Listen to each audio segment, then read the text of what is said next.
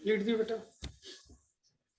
नमो अरिहंताणं नमो सिद्धाणं नमो आयरीयाणं नमो अध्यायाणं नमो लोय सव्यसाहु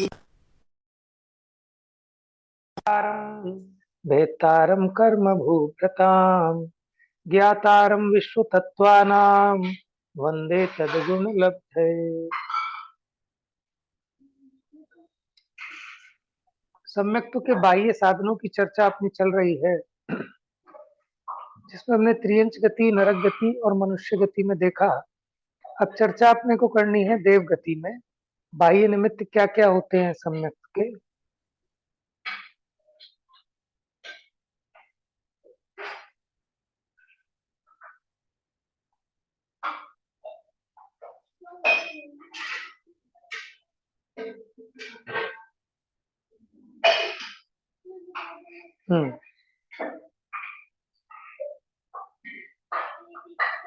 देखिए जी, देव गति में देवों की पर्याप्तक अवस्था के अंतर मुहूर्त बाद उसकी योग्यता होती है। जैसे मनुष्य पर्याय में गर्भ से 8 वर्ष बाद सम्यक्त्व प्राप्ति की योग्यता होती है। देव गति में कहते हैं देवों की पर्याप्तक अवस्था के अंतर मुहूर्त बाद सम्यक्त्व ग्रहण की योग्यता होती है। भवनवासी, भवनत्रिक जो कहते हैं भवनवासी, व्यंतर और ज्योतिषी, और वैमानिकों में 12वें सहस्रार स्वर्ग पर्यंत जाति स्मरण, धर्म श्रवण, तीर्थंकर भगवान के पंच कल्याणक आदि महिमा का देखना, देव वृद्धि का देखना, ये 4 कारण है। यानी 12वें स्वर्ग तक कौन कौन से 4 कारण गिनाए? जाति स्मरण, माने पिछले भव का स्मरण हो जाए। धर्म श्रवण, धर्मोपदेश सुनना। तीर्थंकर भगवान के पंच कल्याणक की महिमा देखना। देवों की रिद्धि देखना, माने एक देव दूसरे देव के वैभव को देखकर उस देव रिद्धि से उसको विरक्ति होती है। विरक्ति कैसे होती है? तो उसको लगता है कि देखो मेरे पे तो इतना वैभव है और मैं इससे अपना सुख मान रहा था, ये दूसरा देव, इसके पास तो मेरे से भी अधिक वैभव है। तो जो अज्ञानी है, मिथ्या दृष्टि है, वो तो दूसरे के अधिक वैभव को देख देख कर ईर्ष्या करता है। लेकिन जिसकी होनहार भली होती है वो उसको देखकर विरक्त होता है कि मैं सोचता था कि ज्यादा पैसा हो जाएगा तो सुखी हो जाएंगे, लेकिन इनके पास तो इतना पैसा है फिर भी ये दुखी है। इसलिए वास्तव में संयोगों में, सामग्री में सुख है ही नहीं, ऐसा उसको भासित होता है। तो 12वें स्वर्ग तक ये 4 कारण है। फिर 13वां, 14वां, 15वां और 16वां, इन 4 स्वर्गों में देव वृद्धि दर्शन के बिना जाति स्मरण, धर्म श्रवण, कल्याणक महिमा, ये 3 कारण है। माने ऊपर के जो अंतिम 4 स्वर्ग हैं, 13, 14, 15, 16, इसमें देव रिद्धि दर्शन के बिना अन्य 3 कारण है। फिर उसके ऊपर चलते हैं 16 स्वर्ग के ऊपर, 9 ग्रहव्यक। तो 9 ग्रहव्यक में वो पंच कल्याणकों में भी नहीं आते। जो 9 माने 16वें स्वर्ग से ऊपर के देव हैं, वो पंच कल्याणक मनाने भी नहीं आते भगवान को। वो तो बस वही तत्व चर्चा आदि ऐसे कार्यों में लगते हैं। तो उनको सिर्फ 2 कारण है बाहर के, एक तो जाति स्मरण और दूसरा धर्म श्रवण। 9 ग्रहव्यकों में जाति स्मरण और धर्म श्रवण। फिर 9 ग्रहव्यक के ऊपर 9 अनुदिश और 5 अनुत्तर विमान। इन 14 विमानों में पूर्व भव के सम्यक तो सहित ही जन्म होने से यहाँ बाह्य साधन की चर्चा की आवश्यकता नहीं है। क्यों कि 9 ग्रहव्यक से ऊपर जितने भी जीव जन्मते हैं, 9 अनुदिश, 5 अनुत्तर विमान, वो सम्यक तो सहित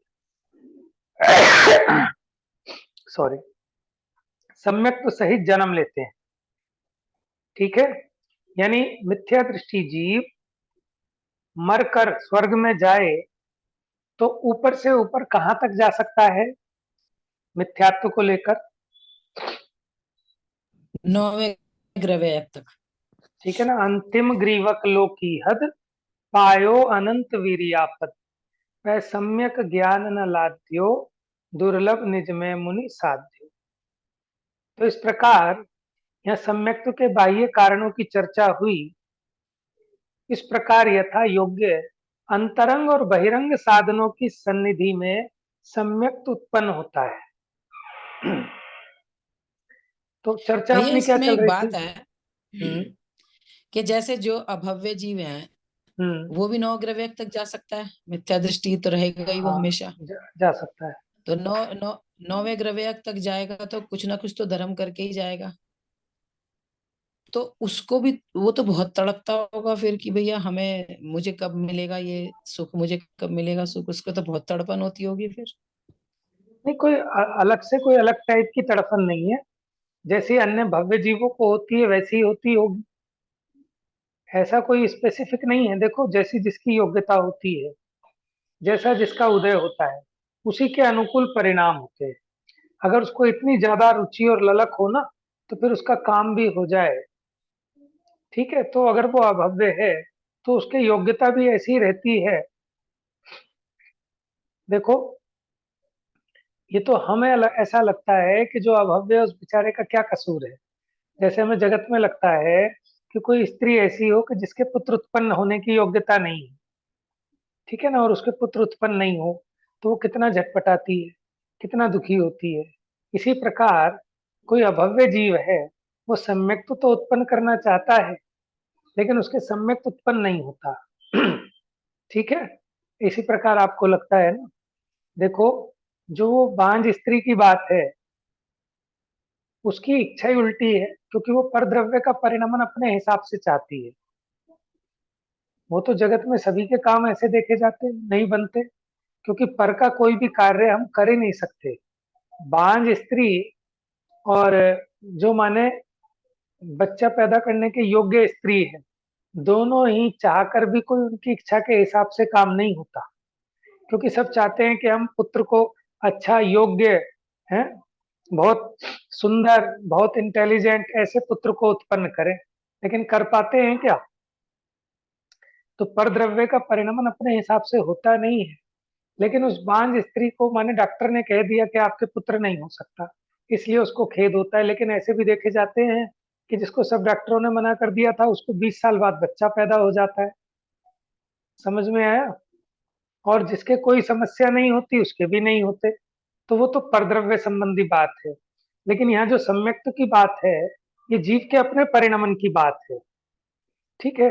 अब हम कहेंगे कि इससे तो उसकी पराधीनता हो गई, माने वो अभव्य है तो वो पराधीन हो गया बेचारा, वो चाहकर भी नहीं कर पा रहा। तो पहली बात तो ये है कि कोई भी अपना कार्य क्रिया वो चाह के अनुरूप या अनुकूल नहीं होती है। चाह माने इच्छा, वांछा, उसके हिसाब से किसी वस्तु का परिणमन नहीं होता। अपना भी परिणमन अपनी चाहना के हिसाब से नहीं होता। ये अलग बात है कि अगर हमारा पुण्य का उदय हो, जैसी चाहना हो वैसा काम बन जाए, तो इसको लगता है कि साहब हमने चाहा था तो हो गया। जगत में जो नहीं चाहते, तो फिर तो वो काम कभी होने ही नहीं चाहिए। लेकिन जो नहीं चाहते उनके वो काम हो जाते हैं, जो चाहते हैं उनके वो काम नहीं होते। तो इससे सिद्ध होता है कि अपनी चाह के हिसाब से कुछ नहीं होता। काम की जैसी होने की योग्यता होती है वैसा होता है। अब चलो आगे बात करते हैं कि वो जो अभव्य माने मुनि लिंग पना भी उसने धारण किया, और वो मुनि दशा के योग्य पुरुषार्थ भी कर रहा है, लेकिन उसका काम नहीं बन पा रहा, तो उसको बड़ी तड़प होती है। तो ये तो भव्य जीव को भी होती होगी, कि भव्य जीव भी तो बहुत सारे ऐसे हैं कि जो यथा योग्य पुरुषार्थ कर रहे हैं। माने जो द्रव्यलिंगी मिथ्या दृष्टि मुनि है, वो भव्य भी हो सकते हैं और अभव्य भी हो सकते हैं। तो जैसे अभव्य का काम नहीं बन रहा, उसी प्रकार भव्य का भी नहीं बनता उसकी इच्छा के अनुरूप।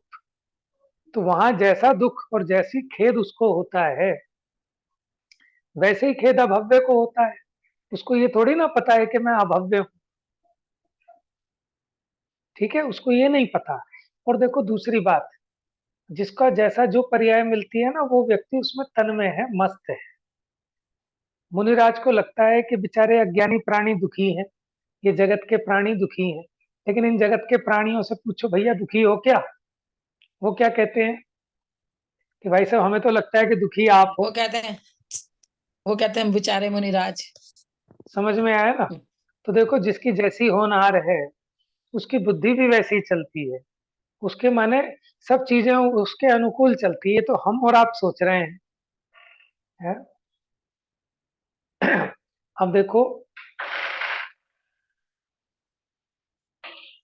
आ, कुछ कह रहा था, मैं दिमाग से उतर गया।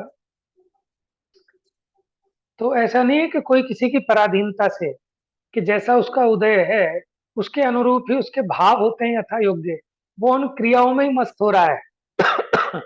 जो अभव्य है ना, उसको उतने में ही आनंद है, वो उतने में ही मजा ले रहा है। क्योंकि अगर ऐसा ना हो तो फिर तो बहुत बड़ा कॉन्ट्राडिक्शन खड़ा हो जाए। तो ऐसे ही सुमेल है, जगत उसी में मस्त है। तो इसलिए माने ज्ञानियों को देखो, ऐसा खेद होता है कि जी पागल है, सुबह से उठकर मरे जा रहे हैं, कैसे भाग रहे हैं पागलों की तरह, कि दुकान जाना है, कि पैसा कमाना है, फिर घूमना है, पहले इकट्ठा करना है, फिर उसको खर्चना है, और मिलना जुलना कुछ नहीं है। तो उनको ऐसा लगता है कितने अज्ञानी। लेकिन आप बताओ, हमें आपको कैसा लगता है? अब उन्हें लगता है कि अ, माने इसके दो बीवी बच्चे हो गए, दो बच्चे हो गए, तो चौपाया हो गया, बेचारा जानवर हो गया। लेकिन हम कैसे फूलते हैं कि घर में बच्चा हो जाए तो हम उसका उत्सव मनाते हैं, है ना? तो जैसी हमारी होनहार है, हमारी वैसी बुद्धि है। माने जो जीव जिस पर्याय को प्राप्त करता है ना, वो उसमें तन्मय रहता है, उसी में तन्मय हो जाता है। माने हमें लगता है कि झुग्गी झोपड़ी वाले इतने गंदे कैसे रह लेते हैं, बेचारों की मजबूरी मजबूरी नहीं है, उन्हें मजा उसी में आता है। क्या वो हाथ धो के खाना नहीं खा सकते? है क्या उन्हें इतना विवेक नहीं हो सकता कि मैली चीज है साफ चीज है? लेकिन वो उसी प्राप्त पर्याय में तन्मय है। अभी भीख मांगने वाले इतनी ठंड में भीख मांग रहे हैं, वो गोदी में छोटा सा बच्चा और लिए रखते हैं, परेशान हैरान सा। उसमें वो बच्चा भी मस्त है, वो भीख मांगने वाले भी मस्त हैं, हम दुख मान रहे हैं। समझ में आया ना? तो हर जीव अपने अपने में मस्त है। अज्ञानी अपने अज्ञान में मस्त, ज्ञानी अपने ज्ञान में मस्त। तभी ये दुनिया चल रही है। लेकिन अगर ये सारे अज्ञानी भी अगर वाकई में इसमें दुख मानने लगते, तो फिर वो अज्ञानी नहीं कहलाते, वो भी ज्ञानी हो जाते। तो जगत का स्वरूप तो ऐसे ही चलता है। आप देखो ना, हम बच्चों को कितना समझाते हैं कि भैया पागल है, ऐसा काम मत कर, ये जहर है। लेकिन वो वही काम करता है, नहीं मानता। ठीक है ना? और हमें लगता है कि वो कष्ट में है, वो आनंद में है। माने ठंड चल रही है, छोटा बच्चा भी हो आपके घर में, वो कपड़े आप उसे कितने पहनाओ, वो टोपा भी उतार देगा, वो सॉक्स भी उतार देगा, वो कपड़े भी उतार देगा, ठंडी जमीन पे बैठेगा। लेकिन वो मस्त है, आप दुखी हो रहे हो। ठीक है, आप कितना ही पहनाओ उसको, लेकिन वो उसे उतार के सुख मानता है। आप उसे पहनाते हैं तो वो बच्चे की दुख छोड़ो, मानता है। मैं तो अपने लिए ही सोचती हूँ कि जब हाँ सब जी। कुछ समझ में आती है फिर भी पता नहीं मेरे से क्यों नहीं होता। मुझे तो अपने हम्म। लिए लगता है कि जब तुझे समझ में आ रही है सारी बातें, फिर तू क्यों नहीं चलती ऐसी। मुझे तो हाँ, अपने लिए ही लगता है। तो यही है, देखो ऐसा ही सही। बनाव है कि जैसी जीव की योग्यता है ना, तो वैसे ही उसके भाव होते हैं, सब काम ऑटोमेटिक वैसे ही होते हैं। और वाकई में अगर इसको उतनी जबरदस्त रुचि लग जाए, तो ऐसा हो नहीं सकता कि वो परिणमन पलटे बिना ना रहे, है ना? तो ऐसे ही सब कुछ सुव्यवस्थित है जगत, कुछ भी अव्यवस्थित नहीं है ना? तो ये जानकर ज्ञानी माने शांत रहते हैं, समता भाव रखते हैं। नहीं तो ज्ञानी भी दुखी हो जाए। जैसे पार्वती एक बेचारे गरीब व्यक्ति को देखकर दुखी हो गई कि इसकी जिंदगी निकल गई, ये आपका भक्त है और बेचारा लकड़ियां चुन चुन के अपनी रोजी रोटी चलाता है, दो टाइम का खाना भी ठीक से नहीं मिलता। तो उन्होंने जाकर शिव जी से प्रार्थना की कि आज तो इसका भला कर दो। तो शिव जी टालते रहे, टालते रहे। एक दिन वो अपना हठ लेके बैठ गई, जैसे तिरिया हठ, कि नहीं आज तो इसका भला करना ही पड़ेगा। तो उन्होंने कहा भाई चल ठीक है, तू जिद करती है तो ले देख। उन्होंने क्या किया, ऊपर से एक अशर्फी की थैली फेंक दी, जहां वो चुनता था लकड़ियां कि चलो इसको मिल जाएगी, इसका भला हो जाएगा। अब उसके मन में क्या आया कि देखो जरा अंधे लोग कैसे चलते होंगे, तो वो आंख मिच के चलने लगा। तो वो फेंकी थी अशर्फियों की थैली, लेकिन उसको उसका लाभ नहीं मिल पाया। तो शिव जी ने कहा देख, उसके भाग्य से ज्यादा मैं क्या कर सकता हूँ उसका। समझ में आया? तो ऐसे आप चाह के भी किसी का कोई भला नहीं कर सकते, बस अपने आप खेद खिन्न हो सकते हो, है ना। तो सब मस्त हैं। तो इसलिए हमें क्या है कि ज्ञानी जीव भी ये विचार कर अपने स्वरूप में मस्त हो जाते हैं। कहते हैं भैया किसी को कुछ नहीं सुधार यही सकते। यही तो मैं कह रही हूँ, यही तो मैं कह रही हूँ कि भैया इतनी सब बातें पता होने के बाद भी हमें खेद खिन्नता क्यों होती है, मतलब हमसे शांत क्यों नहीं रहा जाता।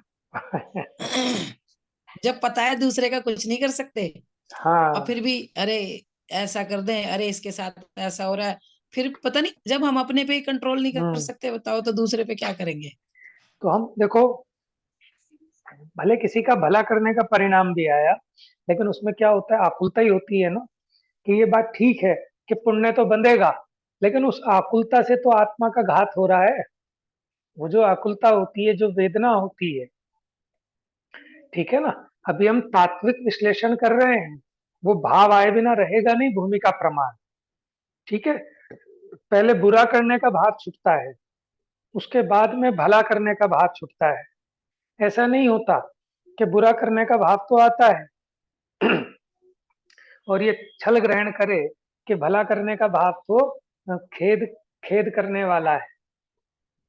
तो बुरा करने का भाव तीव्र कषाय है, भला करने का भाव मंद कषाय है। लेकिन आपकी आत्मिक शांति का घात वो किए बिना नहीं रहता।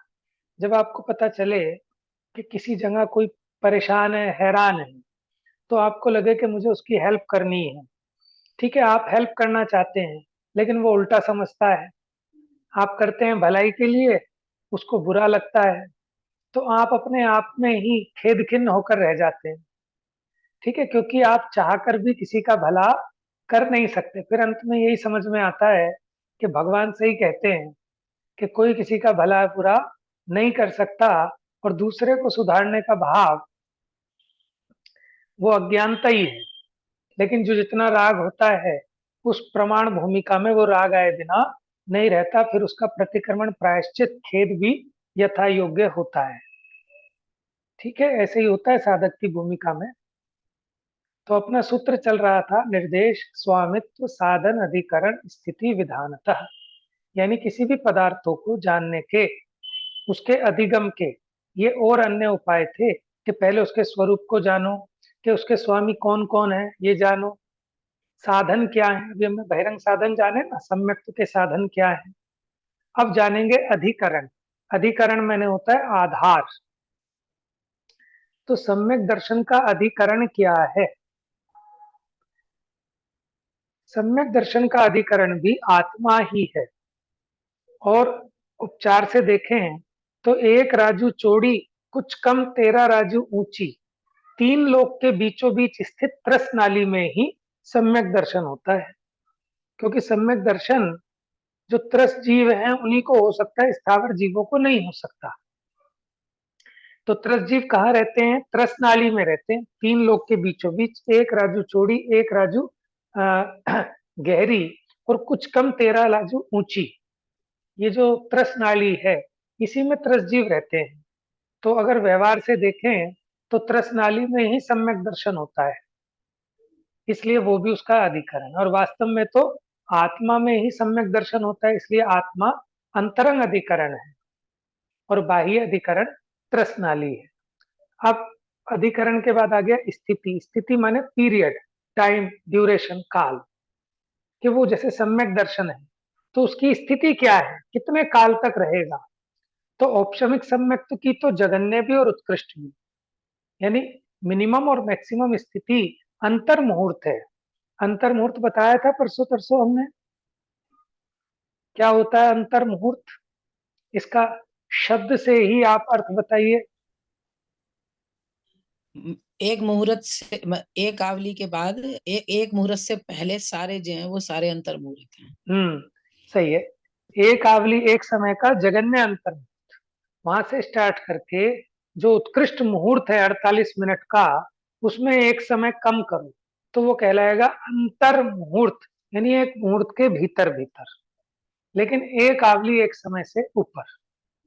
ठीक है, ऐसे असंख्यात प्रकार के अंतर मुहूर्त के भेद होते हैं, लेकिन औपशमिक सम्यक्त्व की जगन्य और उत्कृष्ट दोनों ही स्थिति अंतर मुहूर्त कही है।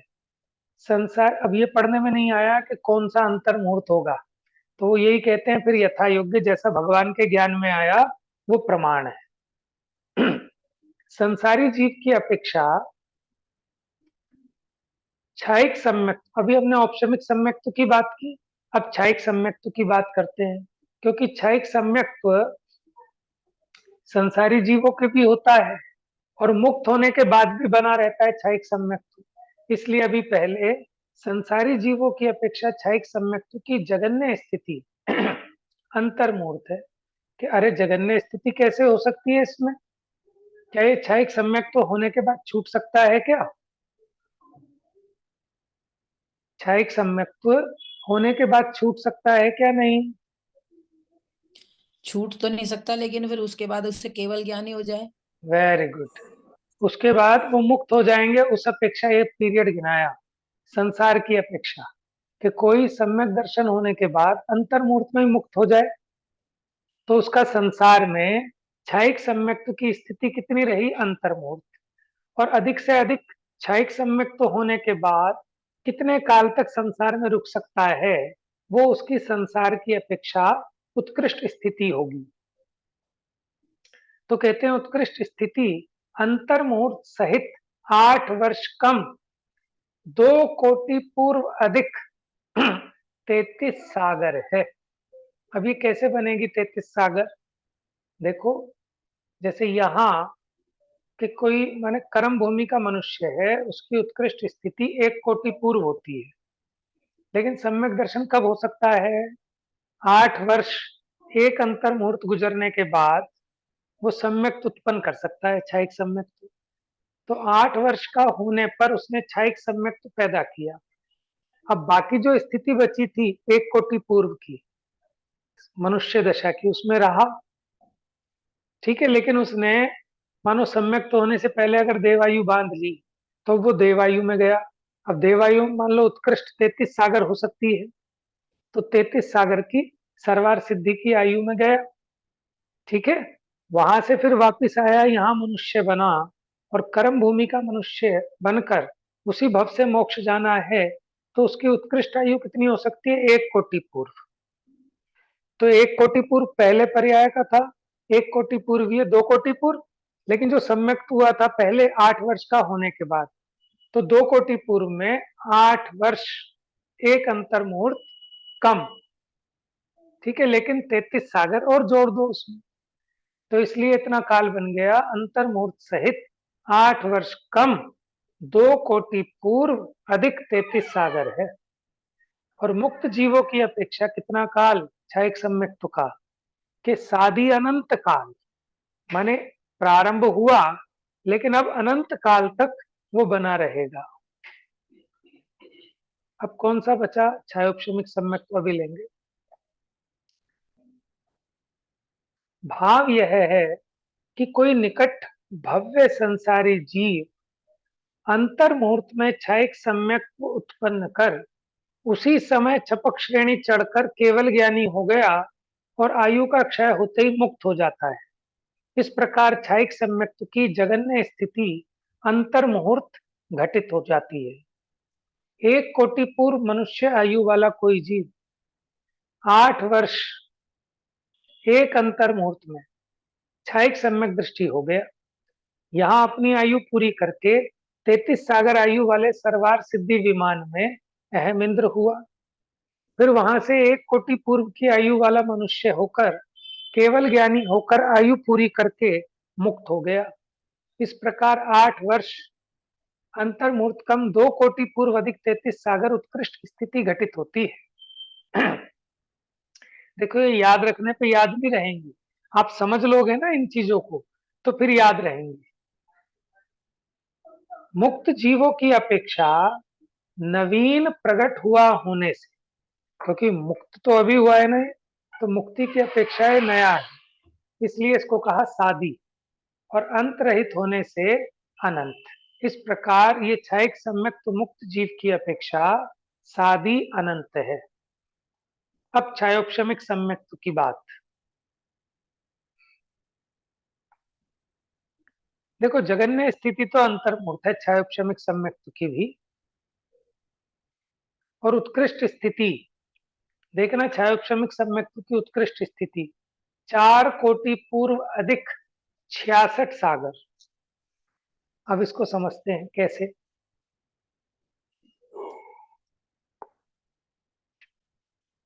देखो, सामान्य मनुष्य आयु वाला कोई जीव 8 वर्ष अंतर मुहूर्त में क्षयोपशमिक सम्यक दृष्टि हो, फिर मरकर, अब ध्यान देना थोड़ा सा कठिन है क्षयोपशमिक सम्यक का कैसे है, कि पहले तो उसने 8 वर्ष में सम्यक दर्शन धारण किया, फिर वहां से मरकर 2 सागर की आयु वाला पहले स्वर्ग युगल में देव हुआ। कितनी? 2 सागर की आयु वाला। फिर वहां से मरकर वापस मनुष्य में दोबारा 1 कोटि पूर्व की आयु पाई। अभी क्षयिक सम्यक तो बना, क्षयोपशमिक सम्यक तो बना हुआ है, छूटा नहीं है। फिर यहां आकर उसने फिर 16 सागर की आयु वाले 9वें शुक्र नाम के स्वर्ग में देव हुआ। पहले 2 सागर की आयु वाला देव हुआ, फिर उसके बाद फिर मनुष्य में आया कर्म भूमि के, फिर 16 सागर की आयु वाला 9वें स्वर्ग में देव हुआ, फिर वहां से आया 1 कोटि पूर्व की आयु वाला मनुष्य हुआ।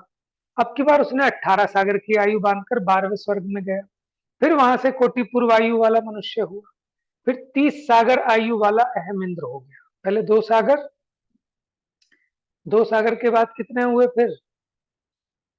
16। 16, फिर 18। ठीक है, 18 के बाद फिर 30 सागर की आयु वाला अहमिंद्र, फिर वहां से 1 कोटि पूर्व आयु वाला मनुष्य होकर अंत में क्षयिक सम्यक्ति होकर सिद्ध हो गया। तो 4 मनुष्य के भव थे, 1 1 कोटि पूर्व वाले, तो 4 कोटि पूर्व हो गया। और 66 सागर कैसे हुआ? 2 सागर, 16 सागर, 18 सागर और 30 सागर। तो 50, हाँ 1 मिनट, 2 सागर, 16 सागर, 16 और 2 18, 18 18 और 18 18 36 हो गए ना। 36 और 36, 30, 36 और 36 और 30 33, 66 सागर। 66। ठीक है, कई लोग इसका इजी सा ऐसा निकाल लेते, 33 33 सागर की 2 बार आयु धारण कर ली देवगति में। बताओ ये संभव है क्या? 33 33 सागर की 2 बार आयु धारण करके देवगति में जाए, ऐसा पॉसिबल है या नहीं है? कि जैसे एक बार नहीं गया, है, क्यों नहीं नहीं है, है? नहीं है। एक एक साथ नहीं जाएगा क्योंकि ना। 33 सागर की जिसको आयु होती है ना 16वें हाँ, स्वर्ग में, तो फिर वो उसके बाद तो मर के उसके बाद तो एक सीधा वही अवतारी होते हैं बस। मोक्ष में ही जाते हैं। मनुष्य ही बहुत होगा। बढ़िया, हाँ, एक भव अवतारी होते हैं। Very good. वो तो उसी भव से मोक्ष चले जाएंगे, माने नेक्स्ट मनुष्य पर्याय में आकर, जिसको 33 सागर की आयु में गया ना जो, वो स्वर्ग से आकर मनुष्य पर्याय में उसी भव से मोक्ष चला जाएगा, उसको दोबारा 33 सागर नहीं मिलेगी। तो इस प्रकार यह आंकड़ा 2 + 16 + 18 + 30, तो इस प्रकार 66 सागर और 4 मनुष्य भव मिले, तो 4 कोटि पूर्व आयु वो हो गई। अब दूसरी तरीके से बताते हैं, अथवा कोई देव या नारकी प्राप्त हुए औपशमिक सम्यक्त्व के साथ मति श्रुत अवधि ज्ञान को उत्पन्न कर छायोपशमिक सम्यक्त्व हो, माने देव या नारकी जीव कोई भी जिसको औपशमिक सम्यक्त्व था, तो उसके अब सुमति सुश्रुत सुअवधि ज्ञान हुआ, अब वो उसके उत्पन्न हो गया, फिर उसने औपशमिक से छायोपशमिक सम्यक्त्व रूप कन्वर्ट किया। अविनष्ट तीनों ज्ञानों के साथ अंतर्मूर्त रहकर, माने सुमति सुश्रुत सुअवधि ज्ञान के साथ अंतर्मूर्त रहकर, अंतर्मूर्त कम 1 कोटि पूर्व आयु वाला मनुष्य हो गया। माने वहां से मरण करके वो 1 कोटि पूर्व आयु वाला मनुष्य बना। फिर 22 सागर आयु वाला देव हो गया। फिर 1 कोटि पूर्व आयु वाला मनुष्य 20 हुआ। सागर, 22। 20 लिखा है भैया, 20 सागर। आपकी पुस्तक में 20 है? आप बुक में से पढ़ रहे हो, किस में से पढ़ रहे हो? अच्छा, आप 22 अगली लाइन पे, अच्छा आप, अच्छा अच्छा अच्छा, ठीक है मैं ठीक है, अगली आप पढ़ अगली गया। लाइन पे हो, सॉरी मेरी गलती है। मैं शायद 20 सागर वाली पढ़ना ही हाँ भूल गया। हाँ जी हाँ जी। 20 सागर, फिर 22 सागर, फिर 24 सागर। कितना हो गया? हो गया 66 सागर। 20, 22 और 24। ठीक है, ये भी 66 सागर आयु वाला देव होकर पुनः 1 कोटि पूर्व आयु वाला मनुष्य हो गया। यहाँ आयु के अंतिम अंतर मुहूर्त में क्षयिक सम्यक्ति होकर सिद्ध हो गया। इस प्रकार ऐसे क्षयोपशमिक सम्यक्तों का उत्कृष्ट काल यहाँ पे भी 4 कोटि पूर्व अधिक 66 सागर बन गया। लेकिन ये कैसे बनाया कि कोई औपशमिक देव या नारकी थे, वहां से उन्होंने औपशमिक सम्यक्त के साथ मति श्रुताब्दी ज्ञान को, माने सुमति सुश्रुत सुअब्दी को करके 6 औपशमिक सम्यक्त हुए। तीनों ज्ञानों के साथ अंतर्मूर्त रहकर अंतर्मूर्त का में 1 कोटि पूर्व वाले मनुष्य बन गया। ठीक है, तो वो देव की तो वो भैया इसमें ये जो लिखा है अविनष्ट, जो लिखा है नष्ट, अविनष्ट तीनों ज्ञान, ये इसमें अविनष्ट का मतलब क्या? माने इनको ये कुमति कुश्रुत कुअब्दी रूप नहीं हुए, माने सम्यक दर्शन छुटा नहीं, अच्छा सुमति सुश्रुत सुअब्दी ठीक रहे, ठीक। ये नष्ट नहीं हुए, क्षयोपशमिक सम्यक्ति हो गया। फिर उन अविनष्ट तीनों ज्ञानों के साथ अंतर्मुक्त रहकर फिर 1 कोटि पूर्व वायु वाला मनुष्य हो गया। फिर 20 सागर गया, फिर दूसरा भव ये 1 कोटि पूर्व वाला, फिर 22 सागर वाला गया, फिर तीसरा 1 कोटि पूर्व वाला हो गया, फिर 24 सागर वाला हुआ, अंतिम में फिर 1 कोटि पूर्व वाला। जो ये सबसे पहले वाला था ना, इसका काल नहीं लेना, क्योंकि ये अपने अंतिम समय में अंतर्मूर्त बाद ही वहां से मरकर फिर ये मनुष्य पर्याय में आ गया। इसलिए ये वाला देव का काल नहीं पकड़ा, इसके बाद के पकड़े हैं, और अंतिम मनुष्य पर्याय से मुक्त जाएगा। तो इस प्रकार ये स्थिति की चर्चा अपनी पूरी हुई। विधान माने होते हैं भेद, भेदों की चर्चा हम कल करेंगे। ठीक है, समझ में आया आपको? कोई अभी विषय से रिलेटेड कोई क्वेश्चन हो अभी का तो आप ले सकते हैं, अदरवाइज फिर कल डिस्कस करेंगे। चलिए, जा वाणी के ज्ञान से सूझे लोकालोक, सो वाणी मस्तक नमो सदा देत हूँ धो।